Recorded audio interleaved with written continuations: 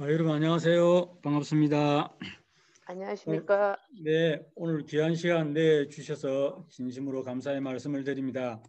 우리 주동계장님, 그다음에 우리 교우장님, 또 공동원장이시고 윤정대장님, 공동원장님 다시 한번 감사의 말씀을 드리겠습니다.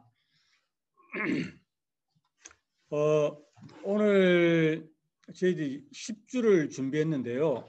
오늘 제목은 태평양 문명권의 플랫폼 한일 해저 터널이라는 제목으로 약 1시간 정도 같이 생각을 공유하고자 합니다. 아까 보내드린 그 영상은 사실은 일본에서 만든 겁니다. 그러니까 조금 시각이 일본적 그런 내용으로 되어 있는데 그래도 참고가 되지 않을까 해서 보여드렸고요. 한국 측에서 보는 관점으로 또 지금 우리 이용 회장과 더불어서 준비 중이십니다. 이용 회장님 그 축사는 원래 모시려고 그랬는데 오늘 또 산행 일정이 잡혀 있어가지고 다음에 한 강자를 이렇게 따로 이렇게 모실 생각을 갖고 있습니다. 이 한일 터널 태평양 플랫폼 한일 터널에서는 지난번에 제가 몇 번씩 좀 말씀을 드렸는데요. 짧은 시간이었기 때문에 또 이 10주의 이런 또 기간 또 몇 번 할 수 있는 시간이 되기 때문에 좀 깊이 있게 들어가려고 지금 생각을 하고 있습니다. 다 같이 우리 한번 공부해 보도록 하겠습니다. 옛날에 들으신 분은 복습한다 생각하시고 그렇지 않은 분은 또 보시고 또 나중에 피드백도 해주시면 감사드리겠습니다. 목차를 보게 되면요, 첫째는 이제 문명사의 흐름을 우리가 한번 볼 필요가 있고요. 두 번째는 이 창설자의 원단 비전이 문명사의 어떤 그 위치를 차지하고 있는가를 또 생각을 해보고, 세 번째는 문명. 이 문명을 제가 가로에서 구군이라 그랬는데요. 이 구군을 바꾼 토목공사. 네 번째는 플랫폼의 관점에서 본 한일 터널. 다섯 번째, 연결은 운명이다. 여섯 번째, 대한민국의 승리 전략 이슈를 선점하라. 그 다음에 선택, 결정, 그리고 행동하라. 이런 내용으로 잡아봤습니다. 문명의 그 사전적 의미를 보게 되면요. 첫째는 이제 고도로 발달된 인간의 문화와 사회를 말한다. 사전에 이렇게 되어 있습니다. 제가 이걸 또 글자에 그걸 풀이를 해봤는데요. 파자풀이. 이 문자는 걸을문이기 때문에 역시 말씀, 어떤 이상, 가치관 그런 내용이 될 수 있겠죠. 그 다음에 명자, 밝을 명자는 해와 달로 밝힌다. 그런 내용으로 문명을 이렇게 풀이할 수 있겠습니다. 이것을 이제 다른 말로 하면 말씀으로 길을 밝힌다. 이것이 문명이 아닌가 그런 생각을 해봤습니다. 이 문명의 이제 그 영어의 그런 용어는요, civilization입니다. 이 라틴어의 civil이라는 것이 시민이고요, civilitas의 도시라는 시민과 도시가 모여져서 문명의 국가가 되고 또 문명권을 이루는 권력이 되는 그런 내용으로 말씀드릴 수 있겠습니다.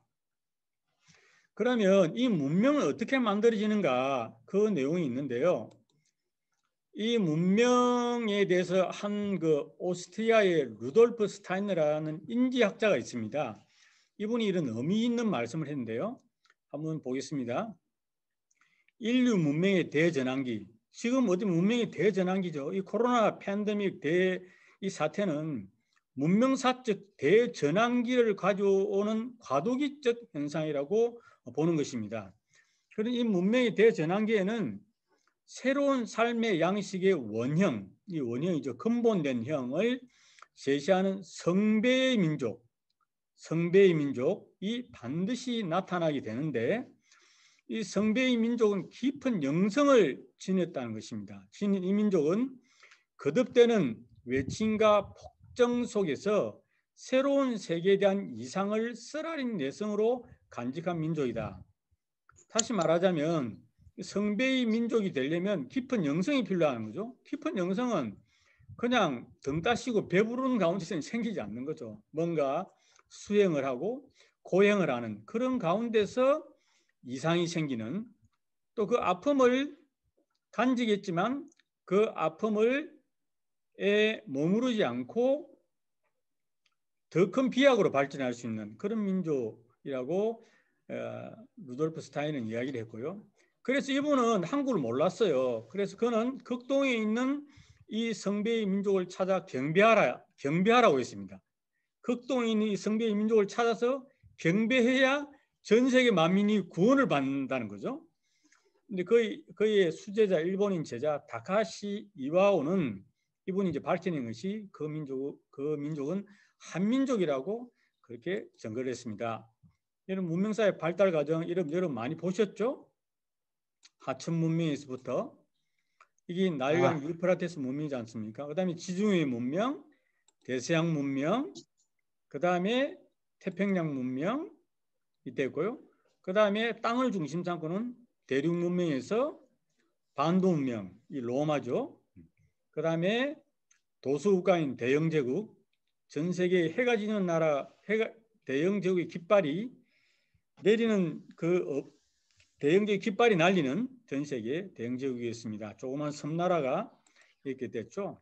그래서 청교도를 중심 삼고 종교를 탄압하고 이러니까 국가 운세가 떠나는 겁니다. 그렇게 유하에 살지 못하면은 개인이든 가정이든 국가든 그 운세가 가는 거죠. 그래서 청교도들이 미국에 가서 이 미국 광활한 대륙에 거기 가서 미국이라는 거대한 나라를 만들었습니다. 그런데 미국은 지금 우리가 코로나 사태를 보셔서 알겠지만 아직까지 막강한 힘이 있죠. 그렇지만은 조금 흔들리고 있는 이런 상황입니다. 그래서 이 운세가 일본으로 지금 연결되고 있는 그런 상황으로 볼 수 있겠고요. 이 일본의 또 이 내용은 대한민국으로 연결이 되어 있다. 이 반도 문명이죠. 위에 보시다 이 로마도 반도에 있습니다. 이 반도는 뭐냐면 이 해양 세력과 대륙 세력을 융합할 수 있는 것이 반도 문명이거든요. 그러니까 이거는 추나추동 사계절이 있는 거죠. 여기를 중심 삼고 새로운 문명권이 형성될 수 있는 내용이 있는 것입니다. 그래서 지금은 이 미국과 일본과 대한민국이 하나가 돼서 태평양 문명권을 이루어야 될 뭐라 그럴까요? 그런 시대적 흐름. 다시 말씀은 타이밍이죠. 이렇게 해야 새로운 문명권이 형성된다. 그런 말씀을 드릴 수 있습니다. 그럼 태평양 문명이라고 말씀을 드렸는데 이 태평양 문명의 특징이 있습니다. 태평양은 퍼시픽 오션이라고 하는데 이 퍼시픽이라는 것은 피스를 뜻합니다.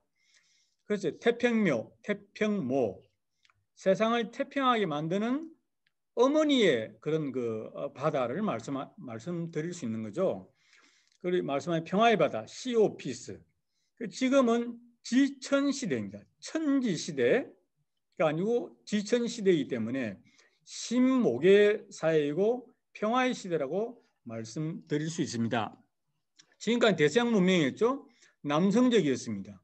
무력이었습니다. 약육 강식이었습니다. 힘으로 질서를 편성했습니다.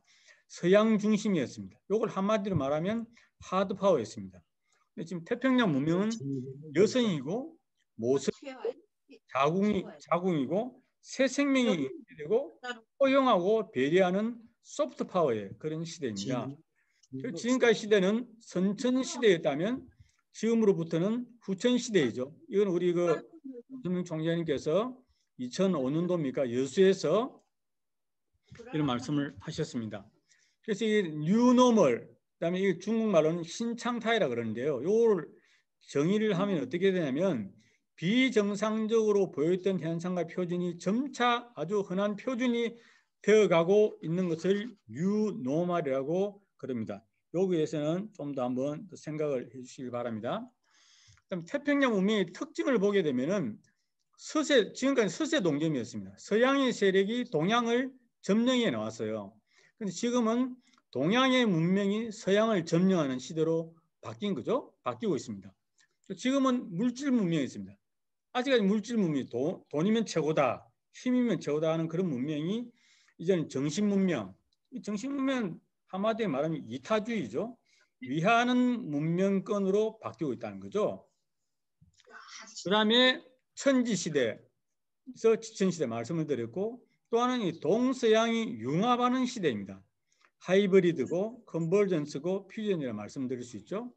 그래서 지금까지 지식이나 관점을 초월하는 시대이고 판이 바뀌는 겁니다. 이 판이 바뀌는 건 이 오른쪽에 보시는 마찬가지로 패러다임이 바뀐다 이런 말씀을 드릴 수 있습니다. 이것을 이제 단적으로 증명한 학자가 누구냐면 폴 케네디 예일대 교수인데 이분 아주 유명하신 분입니다. 10년 전에 동경대 100주년 기념 행사에 졸업식 강연회에 특별 강연을 했습니다. 그때 기자들이 물었습니다. 21세기 아시아 태평양 시대 중심은 누구냐를 물어봤을 때 이분이 답하기를 일본도 아니고 중국도 아니고 아마도 코리아일 것이다. 영어로 말하면 never China, never Japan, never China, maybe Korea라고 이렇게 했습니다. 왜 코리아냐면 사회적 도덕성, 정신적 문화력, 자유민주주의 역량을 갖추고 있다는 거죠. 이렇게 해서 대표적으로 나타나는 것이 이 BTS입니다. 이 BTS는 여러분 말씀을 드리지 않더라도 너무나 잘 알고 계실 거고 여기 아미라는 팬그룹이 있잖아요. 이것이 뭉쳐서 완전히 팬덤을 일으켰고요. 전 세계를 어떻게 보면 챔피언 자리에 올라간 거죠. 그것도 영어로 하는 것이 아니고 정말 한국말로 이 노래를 부르는데도 감동을 받고 어떤 사람은 자기가 자살을 하려고 했는데 이 노래를 받고 위로를 받고 힘을 얻는 그런 것이 그렇게 지금 되어버렸습니다. 이것이 이제 문화적으로 이렇게 나타났는데요. 이런 현상들이 앞으로 점점점 더 많이 나타날 거라고 볼 수 있습니다.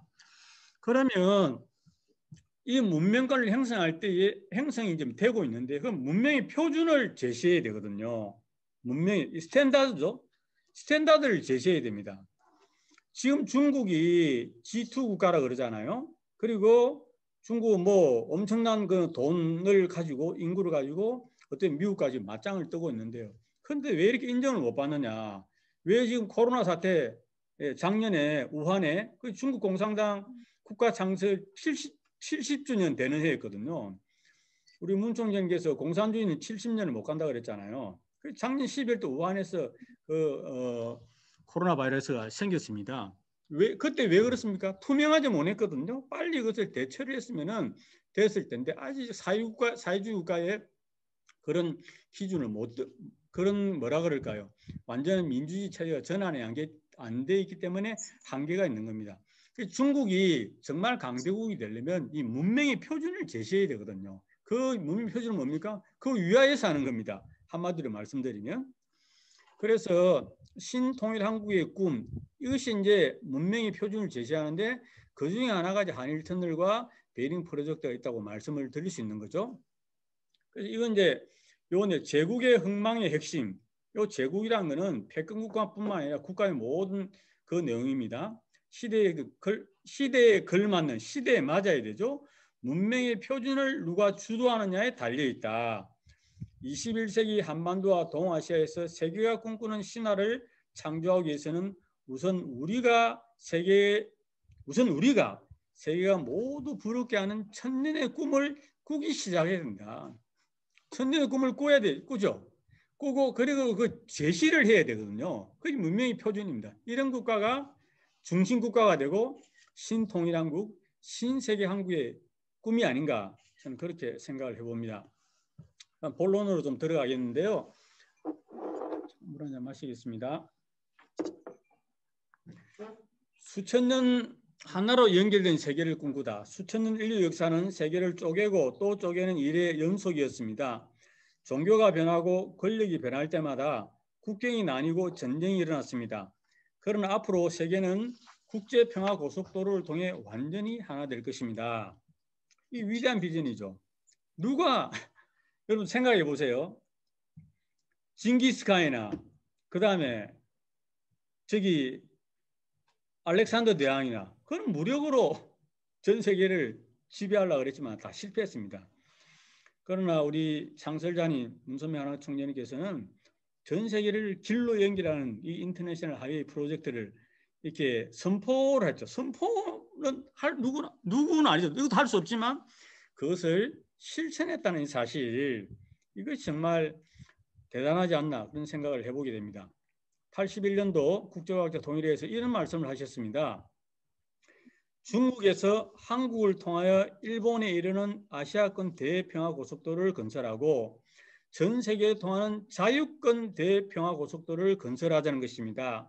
경제나 문화 교류가 빈번해지며 문자 그대로 아시아 문명 공동체가 형성될 것입니다. 자유를 보장받는 신경제 기반 위의 평화고속도로권을 발전시킬 것입니다. 여러분 이 말씀을 잘 보세요. 중국에서 한국을 통하여 일본을 이루는 아시아권 평화고속도로. 원래 81년도에 중국은 그때는 정말 어렵고 못 살 때였습니다. 그래서 일본의 그때 책임자인 가지쿠리 겐타로 지금은 이제 돌아가시고 성화하셨는데 이것을 추진할 때 중국 정부에서 찾아왔습니다. 중국에 이 하이웨이를 건설해 달라는 거예요.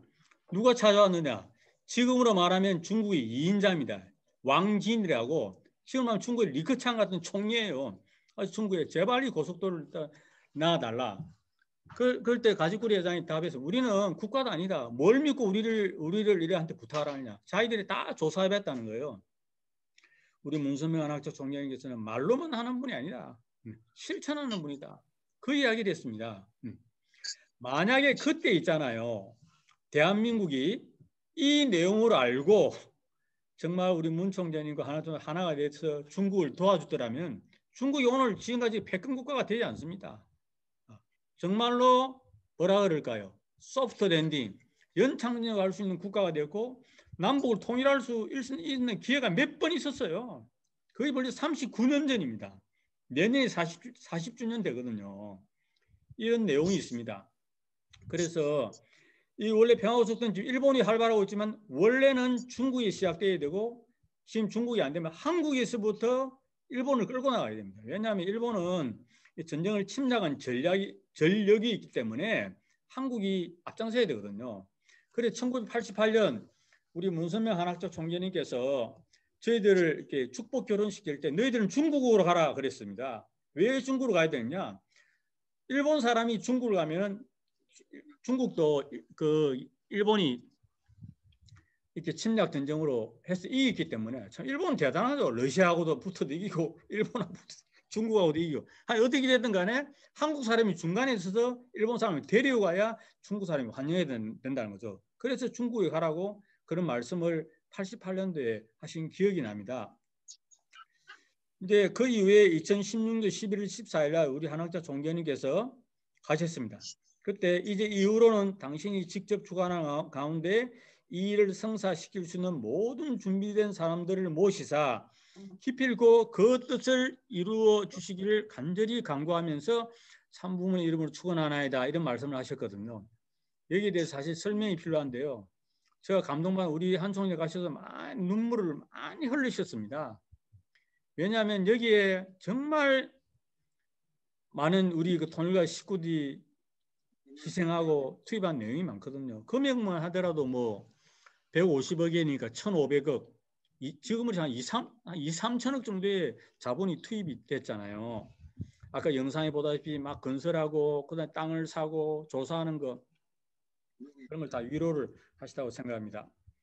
그래서 한 총리님 자서전에도 한일 터널을 이루겠다는 내용들이 아프리카에서부터 많은 말씀을 하셨거든요. 최근에 작년에 2019년 5월 17일 킨텍스에서 한일 해저 터널을 기필코 이룰 것이라고 선포를 또 하셨습니다. 그럼 우리 문명에 대해서 좀 더 공부해 보면요.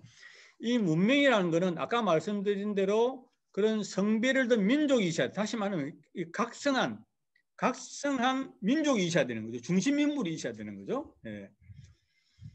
그래서 그분들 중심 삼고 이 반드시 대규모 토목공사가 뒤따라야 됩니다. 그래서 이 문명을 보게 되면 영어로 말하면 아까 말씀드린 대로 시빌라이제이션이죠.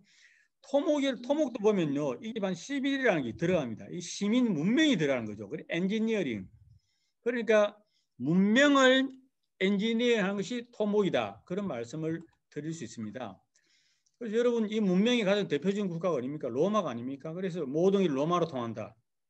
팍스 로마나 로마의 평화. 이 아피아 가도라는 것은 로마의 가도의 그 나라 그 도로의 이름이거든요. 얼마나 대단했냐면요. 이게 BC 3세기 전입니다. 지금으로부터 2300년 전이에요. 그때에 배수가 되는 도로를 만들었습니다. 여러분 지금 아스팔트 배수가 잘 됩니까? 잘 안 되잖아요. 배수가 됩니다. 배수가. 어느 정도 만들었냐? 30만 킬로를 만들었어요. 지구를 7바퀴를 돌 수 있는 그 나라입니다. 지금 2300년, 100년, 200년 전이 아니고요. 500년 전이 아니고 2000년 전입니다. 제국의 힘을 보였죠. 로마 제국, 유럽, 아프리카, 중동까지 진출했습니다. 다 길을 만들었어요. 그런데 그때 BC 3세 이전에 같은 세기입니다. 동양에는 진시 왕제가 있었습니다. 중국에 만리장성을 쌓았습니다. 만리장성이 어떻게 만들었습니까? 수많은 사람들이 희생됐습니다. 거기 가면 살아서 돌아오지 못할 정도로 고통을 당했어요. 근데 어떻게 됐습니까? 로마 제국은 500년, 1000년을 갖고 진시 왕제는 30년도 못 가고 다 망했어요. 어떻게 됩니까? 성을 쌓는 자는 망하고 길을 여는 자는 흥한다는 거죠. 그건 우리가 개인도 마찬가지고 그다음에 국가도 마찬가지고 이건 시사하는 바가 크다고 생각합니다. 그래서 로마는 침략의 위험이 있었지만 길을 닦았던 거예요. 그래서 이 인프라스트럭처, 이 이제 그 인프라, 줄이 인프라 그러죠. 이 기호는 로마에서 나왔고요. 로마의 기본 개념은 인프라는 것은 인간답게 생활하기 위한 필요한 대사업이다. 이런 기본 개념이 있었습니다. 제가 여담으로 얼마 전에 부산에서 인천공항을 가기 위해서 그 KTX가 있었습니다. 하루에 4번 다녔어요. 그런데 그게 어느 날 갑자기 없앴습니다. 없앤 이유는 적자 본다고 해서 없애고 지금은 인천공항 가려면 광명에서 내려가지고 다시 버스 타고 가야 됩니다. 참 이런 걸 보게 될 때에 그 로마의 그런 그 큰 생각, 그런 내용이 다시 필요하지 않나 생각을 하게 됩니다. 또 하나는요, 이 수에즈 운하를 보겠습니다. 이 그림에 보시죠. 여기서 옛날에서 유럽에서 아시아로 오기 위해서는 이 아프리카 희망봉을 이렇게 돌아야 됩니다. 그런데 여기에 수에즈 운하를 만들었거든요. 여기 116km입니다. 엄청 기죠. 서울 부산이면 한 430km 되는데 4분의 1 되는 걸 이 운하를 뚫었던 거거든요. 누가 뚫었느냐? 이 레셉스라는 사람이 1869년에 이 완공을 했습니다. 이 레셉스는 건축가도 아니에요. 이 사람은 외교관이었습니다. 이집트의 외교관이었거든요. 있으면서 이 수에즈 운하의 필요성을 느꼈던 거죠. 그래서 자기 임기를 마치고 자기 나라로 돌아갔습니다. 그런데 어느 날 신문을 보니까 자기가 가르쳤던 그 이집트의 왕자가 왕이 된 거예요. 왕이 돼서 이 사람이 다시 이집트로 급히 날아가서 그 왕을 설득을 해서 수에즈 운하를 건설할 것을 제안을 하게 됩니다. 그래서 시작이 됐는데요. 보십시오.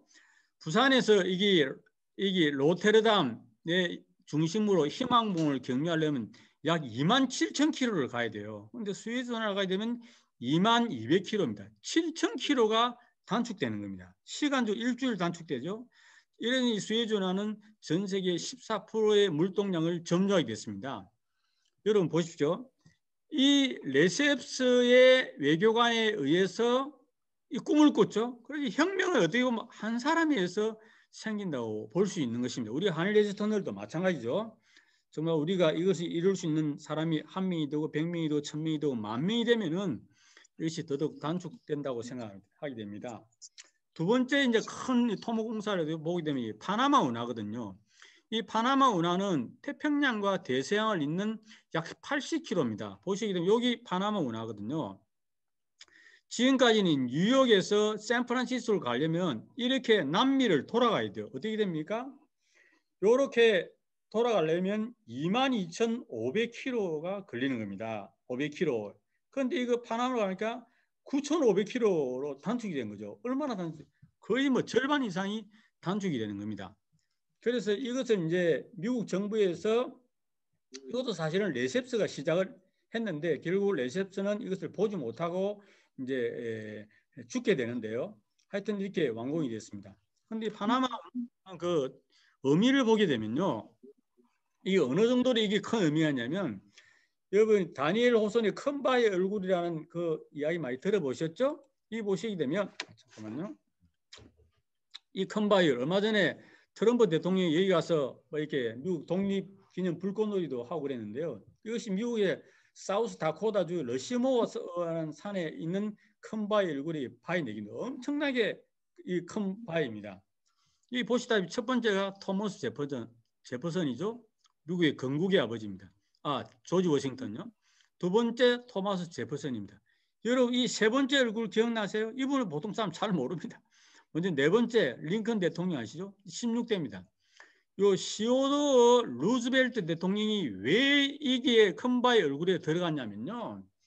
이분이 파나마 운하를 건설하게 한 결정적 역할을 한 그 이유 때문에 이 큰 바위 얼굴에 들어간 겁니다. 지금 미국의 대통령이 트럼프 대통령이 45대잖아요. 45명의 대통령 중에 딱 4명만 지금 들어가 있는 거거든요. 한번 보겠습니다. 여러분 1869년에 스웨즈 운하의 개통과 더불어서 전기와 철의 시대의 대영 제국이 팍스 브리테니카, 이거는 영국에 의한 세계 평화를 영어로 말하면 팍스 브리테니카죠. 보여줬습니다. 그리고 1964년 파나마 운하의 개통은 기술에 첨단했던 미국을 팍스 아메리카에 의한 미국의 세계 평화의 반열에 완전히 올라놓았던 것입니다. 그게 뭐냐면 이 시오더 루즈벨트 대통령은 이걸 알았던 거예요. 이분이 해군 지금 우리 말하면 해양수산부의 장관을 했거든요. 그렇기 때문에 태평양에 이게 미국이 나아가야 된다는 것에 일찍 눈을 뜬 겁니다. 그래서 루즈벨트 대통령은 이 의회에 반대가 많았습니다. 그렇지만은 자기 집요하게 설득을 해가지고 42대 34로 운하 건설안을 채택을 했거든요.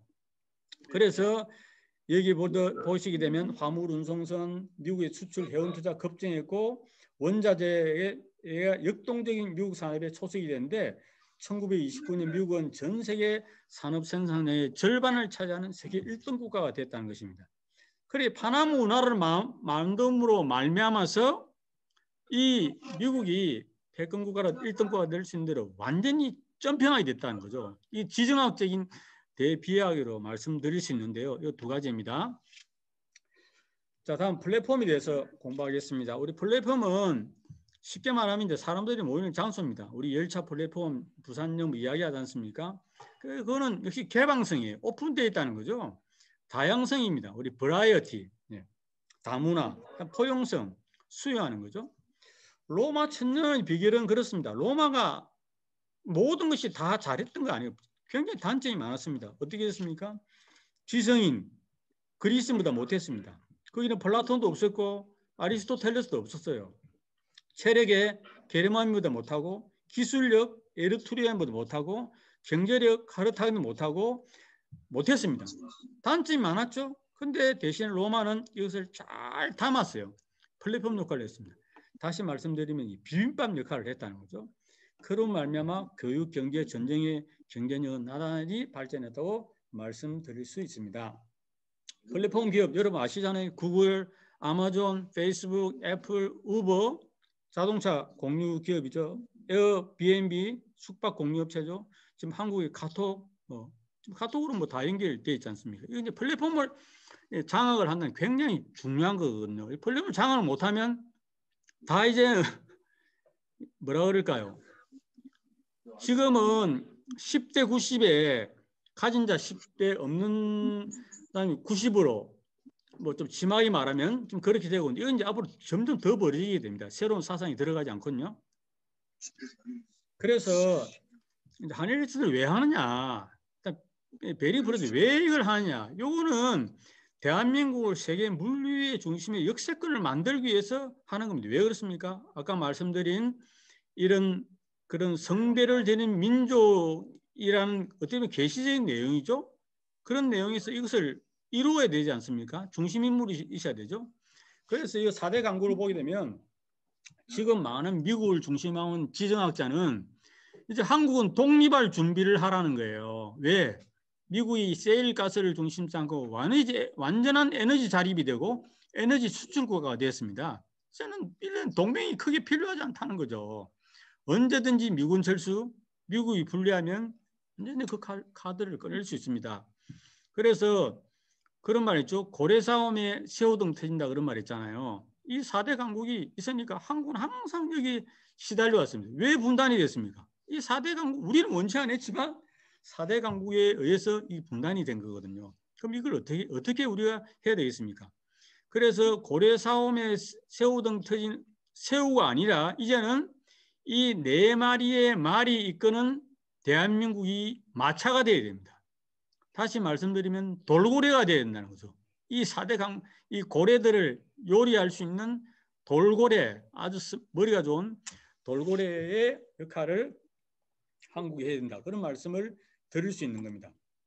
좀 우리가 이거를 정리해 보겠습니다. 한반도의 지정학적 위치를 보게 되면요. 반경 1000km 내에 3억 8천만이 밀집되어 있습니다. 엄청난 이 인구가 밀집되어 있는 거죠. 그리고 10만 이상의 도시가 112개입니다. 요거를 베이징에서 쓰고요. 그다음 서울 SE를 해서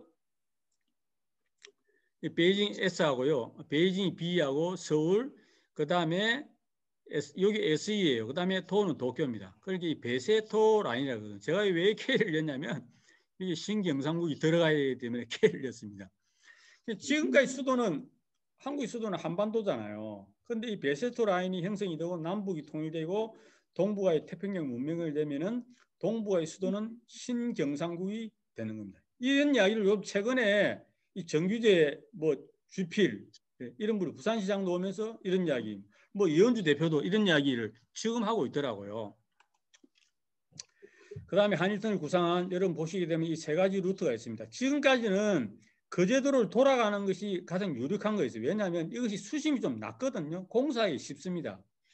그런데 이제 부산발전연구회는 여기 가라츠도 말고 후쿠오카에서 바로 부산으로 하자. 그러면 KTX 바로 연결되잖아요. 그런데 여기 뭐냐면 공사가 어렵거든요. 요 수심이 한 50km인데 여기 수심이 굉장히 깊어요. 그리고 공사가 굉장히 난공사입니다. 그런데 최근에 중국이 이제 주하이하고 마카오, 홍콩을 다리하고 터널로 연결했는데 90%를 다리로 연결하고 10%를 터널로 연결했더라고요. 그러니까 한 50km 정도는 다리로 놓을 수 있다는 겁니다. 그게 굉장히 희망적이거든요. 다리 놓고 그렇게 되면은 이 터널 이런 것들은 굉장히 공사가 단축될 수 있다고 그렇게 말씀을 드릴 수 있습니다. 제가 몇 번 말씀드리는데요. 청년 학생들에게 일자리 희망을 준다. 이게 지금 한 54조의 경기 부양 효과거든요. 지금은 대한민국이 지금 물론 선박이라든지 해외 수주도 있지만 옛날 같지는 않습니다. 왜냐하면 경쟁국가 중국이라든지 뭐 일본이요. 그래도 한국이 그래도 선방을 하고 있는 거죠. 그래서 한국도 지금 장기적 불황기고 일본도 지금 뭐 20년 뭐 잃어버린 10년, 20년 이야기하고 있지 않습니까? 그래서 이제는 양국이 살기 위해서는 이런 초메가 프로젝트가 필요한 거죠. 한국만 잘 되고 나는 잘 되고 니는 안 된다. 이런 시대는 이제 그거는 선천시대 생각이고 대서양 시대의 사고방식이에요. 자기가 출세를 하고 싶으면 남을 출세를 시켜야 된다는 거죠. 네. 그게 이제 우리 윤종대 회장님께서 항상 하시는 말씀입니다. 그리고 먼저 주고 빨리 주고 그렇게 주는 것도 그렇게 하라라고 그런 말씀을 하셨는데요. 막대한 경기 부양 효과가 생깁니다. 그 다음에 공사 현장이 있는 거죠. 여기 21만 평이지만은 21만 평이죠. 그 다음에 가장 큰 데 부산권, 광주권, 대구권이 성장합니다. 어떻게 됩니까? 국토의 균형 발전이 되는 거죠. 지금은 수도권이 블랙홀입니다. 블랙홀. 모든 걸 다 빨아들이고 있습니다. 대한민국 본사 90%가 서울에 다 있습니다. 부산에 우수대학교 졸업생, 대학교에 우수한 학생 20% 이상은 다 부산을 빠져나오고 있습니다. 연간 2만 명이 줄고 있습니다. 이거 아니 위기 상황이에요, 위기. 그래서 수도권, 광주권, 완전 수도권이 가분수, 머리만 큰 거죠. 손발은 작고. 한일에서 통일되면 수도권, 광주권, 부산권이 형성이 되고요. 제가 지난번에 거기 교수협의회 발표 내용이 뭐냐면 광주권하고 여기 영남, 호남권, 휴식권이 뭉치면 3천만 명 됩니다. 예를 들면 수도권하고 하나의 수도권 일극 차지를 탈출할 수 있어요. 이렇게. 이런 내용들이 앞으로 국가 지도자들이 점점 관심을 가질 수밖에 없는 상황이 좀 되는 것 같습니다. 그 말씀을 드릴 수 있고요. 그 다음에 한반도의 전 지정학적 위치를 보게 되면요. 동부가 어디 에어포트를 보겠습니다. 지금 항공이 무시를 못하는 거죠. 서울, 동경, 북경, 상해, 블라디보스토크, 러시아죠. 서울이 3,648km입니다. 이 4개 도시를 가는 거리입니다. 동경이 5,900, 북경이 5,300, 상해 5,200, 블라디보스토크이 4,700. 어디가 가장 짧습니까? 서울이 짧습니다. 이 서울은 부산하고 포함되는 거예요.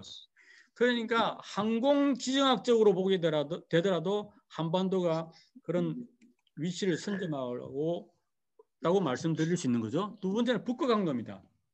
이게 지금 행인지 불행인지 북극이 지금 녹아내리고 있는 거죠. 지구온난화 때문에 참 가슴 아픈 일인데요. 어떻게 됐든 간에 이것이 녹아내리고 있습니다.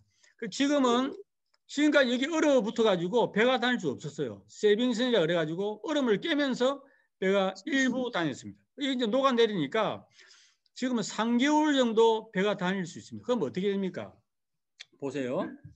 여기 지금까지 부산에서 이 네덜란드 로테르담 이 지금 대한민국이 부산이 이렇게 됩니다.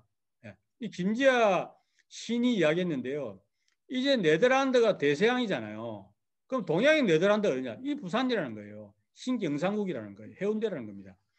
그래서 지금 배를 타고 스웨즈 운하를 지나더라도 2만 킬로 걸립니다.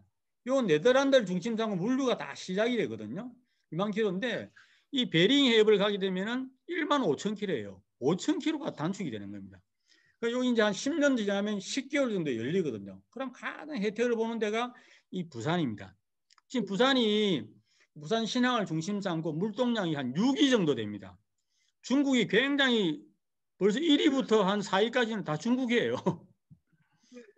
물론 이제 한적 이런 건 조금 앞서고 있는데 그래서 이렇게 하지 않으면 이런 내용을 볼 때 부산이 지리적으로도 이 C 라인이죠. 바다 라인으로도 가장 이렇게 선점하고 있다고 말씀을 드릴 수 있고 그리고 4차 산업혁명도 그냥 생기기 아니거든요. 이 길을 해로를 통해서도 연결이 되는 겁니다. 그 다음에 철도 보겠습니다.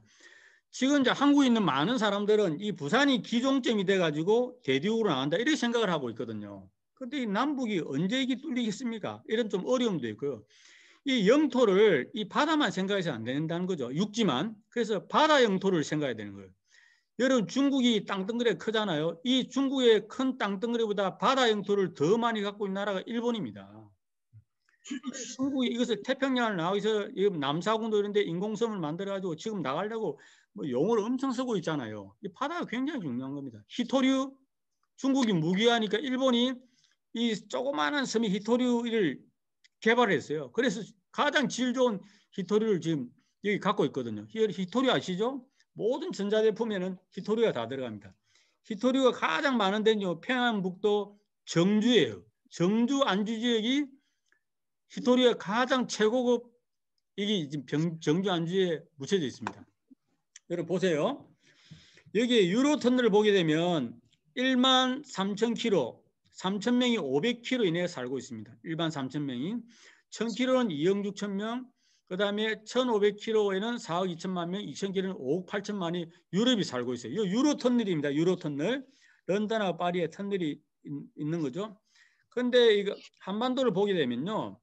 5,000km는 좀 적어요. 적지만 1,000km는 3억 8천, 1,500km는 8억 4천, 2,000km는 11억 2천.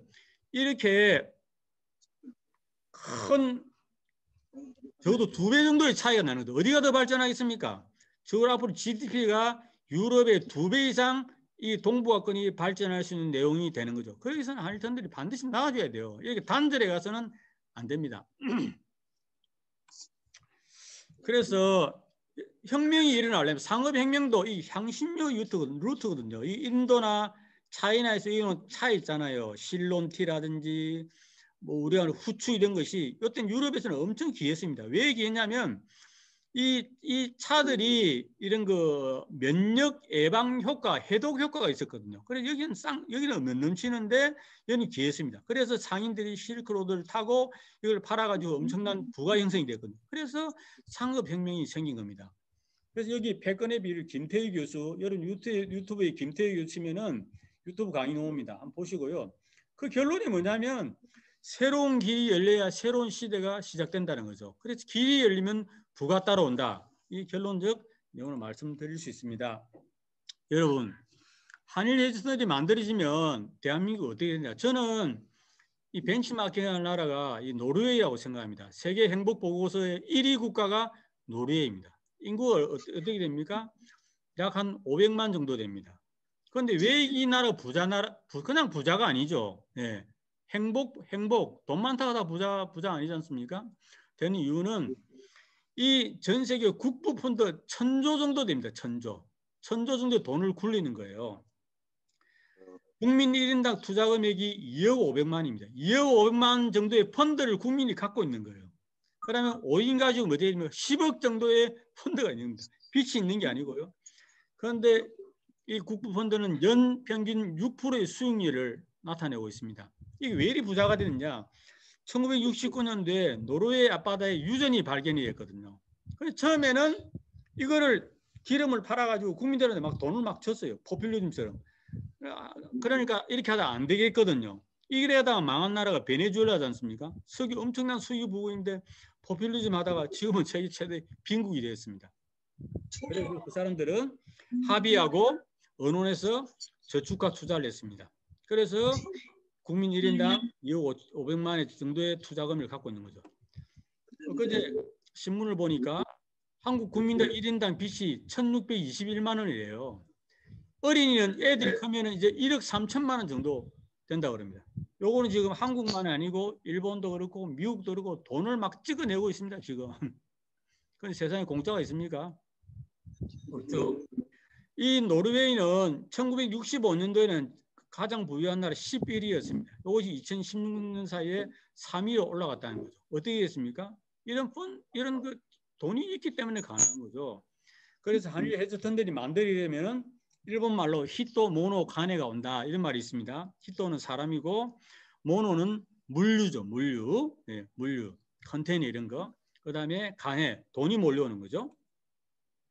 그래서 연결은 운명이다. 21세기 제국은 영토보다 연결이 중요하다. 이 커넥터 그래피 혁명이 되죠. 커넥터라는 연결하는 거잖아요. 토라는 거는 이 유토피아 이런 뜻입니다. 그다음 그래피 이런 거는 이 지 이런 뜻이거든요. 이 싱가포르 국립대학의 파라그 가냐라는 그 교수가 쓴 겁니다. 커넥터 그래피 혁명 치면은 그 사람 유튜브 동영상이 나옵니다. 한번 보시면 좋겠고요. 그래서 이제는 땅을 많이 가지고 있으면 머리 아픕니다. 여러분 중국 보세요. 땅덩어리 넓죠. 인구 13억이죠. 먹이 살려니까 머리가 아픕니다. 머리가 아파. 차라리 조그만 나라면서 연결하는 것. 그것이 전 세계의 모든 이데올로기보다 가장 강력한 힘을 발휘할 수 있는 것입니다. 최근에요. 한일 청년에 대한 그런 그 연구 보고서들이 점점 많이 나오고 있는데요. 이것도 2020년 10월 18일 날 한국건설산업연구원 대한엔지니어링에서 보고서가 나왔습니다. 장문의 보고서인데요. 서울 신의주를 고속철로 연결하자는 거죠. 약 한 450km 정도 됩니다. 여러분, 제가 다음 기회에 한번 말씀을 드리겠는데 김일성, 김정은의 유은 사업 중에 하나가 TKR을 해가지고 고속철을 놓는 겁니다. 고속철을. 그래서 통영료만 받더라도 북한이 먹고 산다 하는데 유은 사업이에요. 김정은이가 하고 싶어 합니다.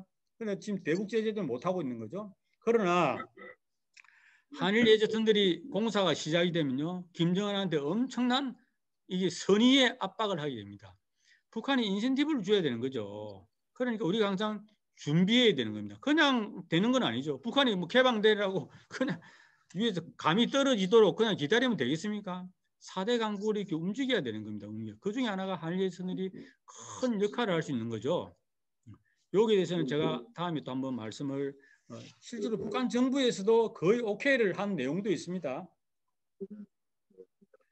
자, 승리의 전략적 공간을 장악하라. 예. 이게 보게 되면 그럼 대한민국이 살아남기 위해서는 4차 산업시대에 여러분 4차 산업시대는 승자와 이건 완전 제로섬 게임입니다. 플러스 썸이 아니고요. 가진 자, 힘 있는 자가 모든 것을 다 가져가는 것이 4차 산업이에요. 그래서 승리의 전략적 공간을 장악하라. 이 흐름을 보게 되면요. 첫째는 손을 장악하는 거죠. 누가 장악했습니까? 이게 뭡니까? 스티브 잡스의 애플이죠. 스마트폰. 예. 그다음에 여기 삼성 갤럭시 손을 완전히 장악했잖아요. 지금 스마트폰으로 뭐 모든 게 다 되지 않습니까? 자동차도 이게 완전히 이거 IT 산업 중에 하나입니다. 자동차에서 모든 것이 다 연결이 되고 할 수 있습니다. 그 다음에 집도 마찬가지로 요즘 재택 근무 이런 것이 확산되고 있지 않습니까? 사무실도 인공지능을 중심 삼고 요 네 가지를 장악을 하는, 이 지금 치열한 싸움이 벌어지고 있는 거죠. 여기 자동차도 구글, 애플 다 지금 도전하고 있습니다. 자율주행차, 이 판도가 어떻게 바뀔지 모르는 거죠. 자, 마지막에는 길을 장악하게 됩니다. 길, 이 공간을 장악하는 거죠. 여기에 눈을 가장 뜨고 있는 것이 중국입니다. 중국. 여러분, 중국의 고속철에 대해서도 한번 또 깊이 우리가 연구할 기회를 가질 필요가 있는데요. 신고속철 연결. 중국에 5가지 신 발명품이 있다고 그럽니다. 그 중에 하나가 이 고속철입니다. 여러분, 철도는 국력을 상징합니다. 국력. 예.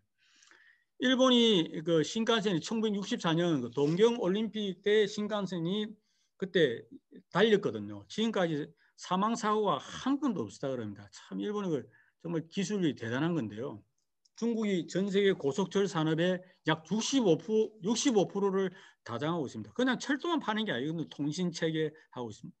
여기 보시게 되면 사종상해, 국토를 종으로 4개를 나누고 횡으로 4개를 나눠서 고속철로 다 연결하고 있습니다. 3시간권으로 다 묶는 거예요. 여기 보시게 되면 여기 하얼빈 보이세요? 하얼빈 아시죠? 안중근 의사가 이토 히로부미를 저격한 곳입니다. 하얼빈이 고속철로 연결이 되어 있습니다. 하얼빈의 중국말의 뜻은 자그마한 시골에 뭡니까? 거물을 말리는 도시, 이런 뜻이 하얼빈이에요. 그런데 지금 이 하얼빈은 전 세계 중국의 10대 도시권 안에 들어갔습니다. 왜 들어갔겠습니까? 고속철이 연결이 됐다는 거예요. 여러분, 항공이 연결되는 것은 점입니다. 배가 연결되면 선입니다. 그러나 고속철이 연결되는 것은 면이 연결되는 거예요. 그 주위가 엄청난 발전, 지금은 1000만 명 이상이 삽니다.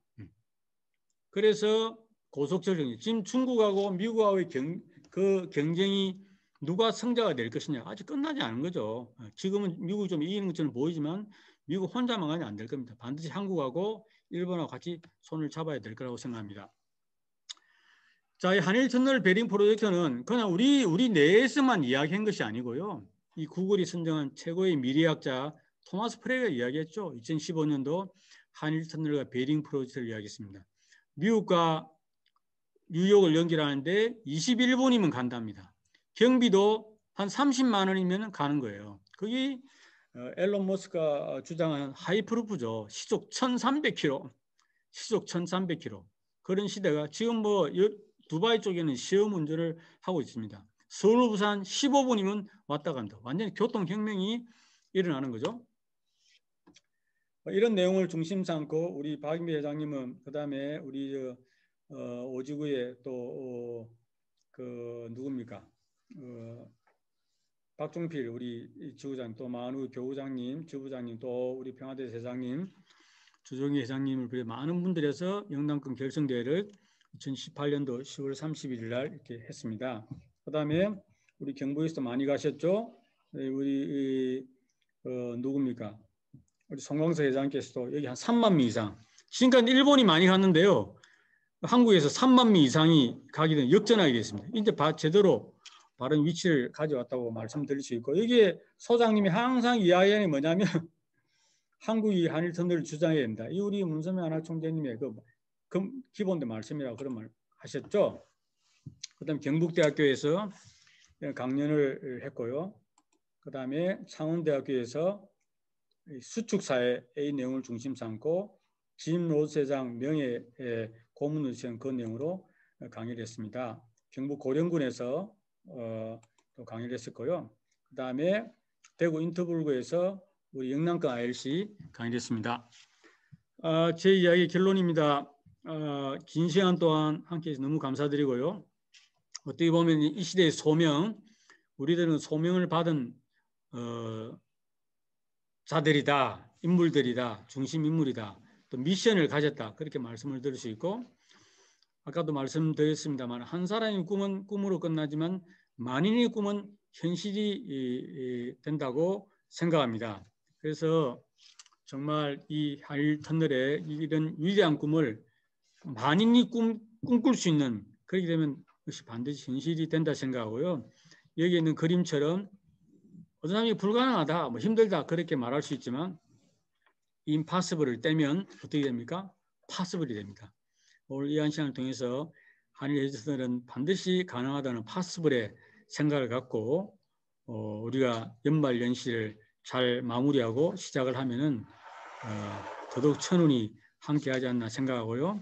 하여튼 건강 조심하시고 코로나도 조심하시고 또 희망차게 하나가 돼서 승리하는 2020년, 2021년이 되기를 바라면서 간단하게나마 강의와 보고를 마치겠습니다.